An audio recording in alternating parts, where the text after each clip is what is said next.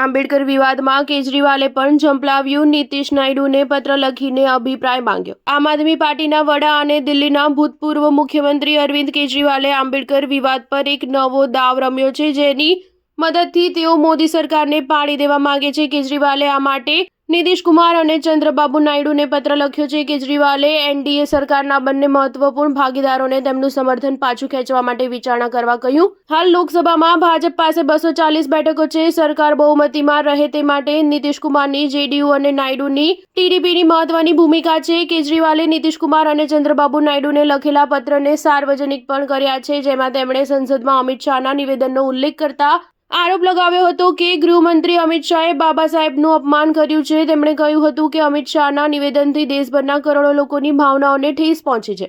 શાહે પોતાના નિવેદન માટે માફી માંગવાને બદલે તેને યોગ્ય ઠેરવ્યું છે અને વડાપ્રધાને પણ તેમને જાહેરમાં સમર્થન આપ્યું હતું। નાયડુ અને નીતિશ પાસે તેમનો અભિપ્રાય માંગતા કેજરીવાલે પત્રમાં લખ્યું હતું કે લોકોને એ વાતનો અહેસાસ થવા લાગ્યો છે કે જે લોકો બાબા સાહેબનું સન્માન કરે છે તેઓ ક્યારેય ભાજપનું સમર્થન કરી શકે નહીં। બાબા સાહેબ માત્ર એક નેતા નહીં, પરંતુ તેઓ રાષ્ટ્રની આત્મા છે। ભાજપના નિવેદન પછી લોકો તમારી પાસેથી અપેક્ષા રાખી રહ્યા છે કે તમે આ મુદ્દે ઊંડાણપૂર્વક વિચારો। અરવિંદ કેજરીવાલે એક દિવસ પહેલા ભાજપના હેડક્વાર્ટર પાસે પ્રદર્શન પણ કર્યું હતું। તેમણે રસ્તા પર ધરણા કર્યા અને કહ્યું કે તેઓ દિલ્હીમાં ઘરે ઘરે જઈને આ વાત પહોંચાડશે।